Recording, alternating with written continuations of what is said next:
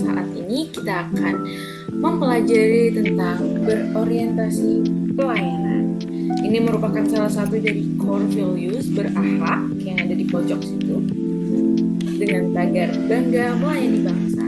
Without any further ado, let's go. Oke, di sini teman-teman kita bakal bahas tentang pengertian. Kita juga bakal bahas tentang panduan dan kata kunci, serta kita bakal bahas tentang contoh implementasinya gimana. Yang pertama, kita bakal bahas tentang pengertian dari pelayanan publik. Nah, sesuai dengan Undang-Undang Nomor 25 Tahun 2009 tentang pelayanan publik itu sendiri artinya adalah kegiatan dalam rangka pemenuhan kebutuhan pelayanan sesuai dengan peraturan perundang-undangan bagi setiap warga negara dan penduduk atas barang, jasa, dan atau pelayanan administratif yang disediakan oleh penyelenggara pelayanan publik. Terus, kenapa sih ASN perlu melayani publik? Nah, salah satu dari fungsi ASN pada Undang-Undang Nomor 5 Tahun 2014 adalah sebagai pelayan publik. Kita sebagai ASN juga menjadi wajah gitu kan, bagi orang-orang awam, bagi masyarakat, gimana sih sebenarnya PNS atau ASN itu berperilaku dan gimana kita itu melayani publik. Lanjut. Terus ada berapa sih unsur penting pelayanan publik gitu teman-teman? Nah, di sini ada 3 ya teman-teman. 1, 2, 3. Yang pertama nih teman-teman. Yang pertama adalah penyelenggara pelayanan publik, yakni di pemerintahan adalah ASN itu sendiri. Lanjut, yang kedua.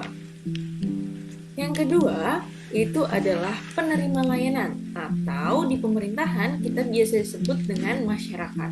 Jadi kita harus tahu nih teman-teman, gimana sih masyarakat ini mau dilayani gitu.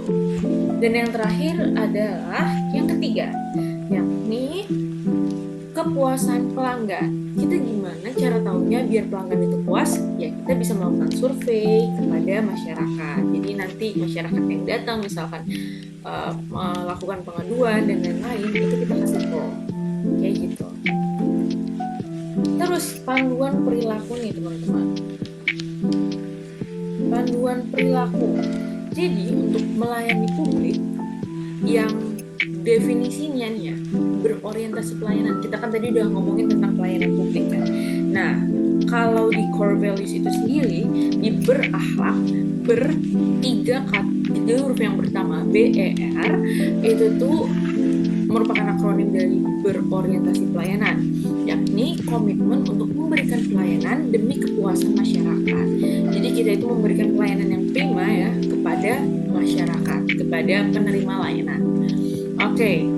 Nah, terus gimana sih panduan perilaku atau kode etiknya? Yang pertama itu memahami dan memenuhi kebutuhan masyarakat.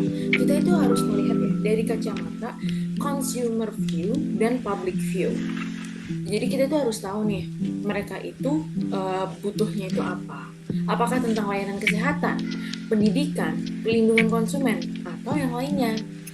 Dalam penyelenggaraan pelayanan publik, pemerintah wajib mendengar dan memenuhi tuntutan kebutuhan warga negaranya.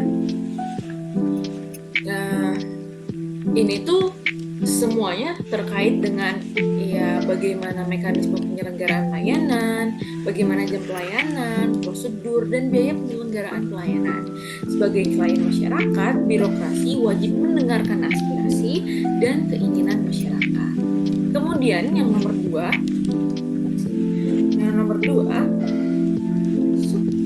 ramah, cekatan, solutif, dan dapat diandalkan. Untuk yang ramah, ada nih 5S, yakni senyum, salam, sapa, sopan, dan santun. Kita bisa tersenyum, kemudian menyapa dan memberi salam, serta berpenampilan rapi ya. Berpenampilan rapi. Terus cekatan ditandai dengan cepat dan tepat waktu antara kedisiplinan waktu, misalkan jam datangnya, jam buka pelayanan itu jam 8, ya minimal kita siap 30 menit atau 15 menit sebelum jam pelayanan buka. Kayak gitu teman-teman. Terus ada solutif, yaitu ditandai dengan mampu memberikan kemudahan bagi masyarakat untuk memilih layanan yang tersedia. Jadi dari beberapa layanan kita bisa kasih tahu nih mana-mana aja yang penting kayak gitu. Terus solutif, ditandai dengan mampu memberikan kemudahan bagi masyarakat untuk memilih layanan yang tersedia dan dapat diandalkan, ditandai dengan mampu, akan dan pasti menyelesaikan tugas yang mereka terima atau pelayanan yang diberikan. Dan yang terakhir, nomor 3, yakni melakukan perbaikan tiada henti. Jadi misalkan ada keluhan dari masyarakat bahwa misalkan pelayanannya itu kurang baik, kurang bagus, ya udah nanti segera diperbaiki. Lanjut, kita bakal bahas tentang mana sih yang boleh dan nggak boleh kita lakukan. Tapi sebelum itu, ada kata kuncinya, yakni responsivitas, kualitas, serta kepuasan.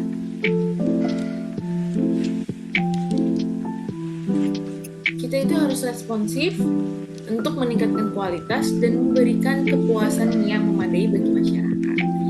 Nah, kemudian kita bakal bahas tentang gimana sih caranya menjadi ASN yang berorientasi pelayanan.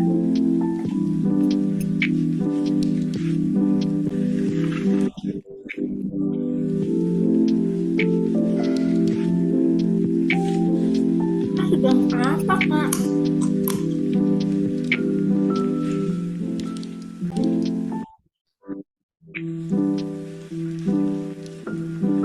Oh, halo, Dek.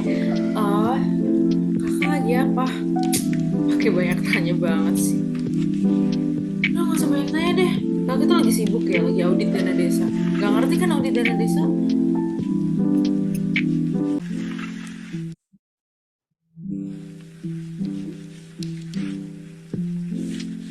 Audit, audit dana desa itu apa? Kak, audit dana desa itu apa? Eh, anak kecil tuh nggak perlu tahu ya apa itu audit dana desa. Nggak usah deh, nggak usah gangguin kakak sana sana. Shh, gangguin aja, males.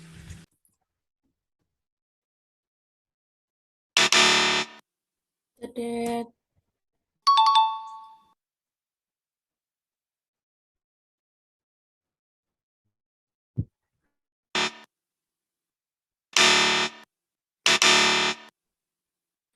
Oke, jadi tadi adalah hal-hal yang salah ya teman-teman. Ini tuh nggak berorientasi pelayanan. Masyarakat di sini kita itu nggak memandang ya apakah dia itu anak kecil atau orang tua gitu kan. Kita nggak memandang itu. Jadi ya kita seharusnya melayani adik itu dengan baik gitu. Gimana sih sebenarnya cara untuk menjawab pertanyaan dari adik-adik yang um, memuaskan kedua belah pihak? So, let's go.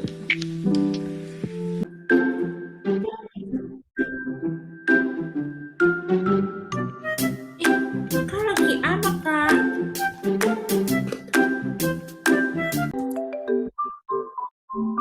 Oh, ini. Kakak itu sedang audit dana desa. Pokoknya gitu deh. Anda tahu nggak audit dana desa itu apa? Audit dana desa? Nggak tahu, Kak. Apa sih audit dana desa? Nggak tahu. Oh, dia nggak tahu audit dana desa. Gini ya deh, cara gampangnya itu dana kan artinya uang. Nah, pemerintah itu, Pak D Jokowi itu ya, itu ngasih uang ke desanya Ade. Uangnya itu bisa digunakan untuk membangun jembatan, membangun gedung pertemuan, membangun jalan gitu loh. Ini kan Ade lihat sendiri kan tuh, ada jalan baru kan. Nah, ini kakak itu audit jalan baru itu.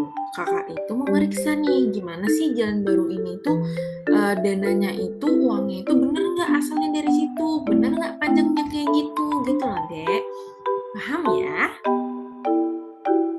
Anak pinter.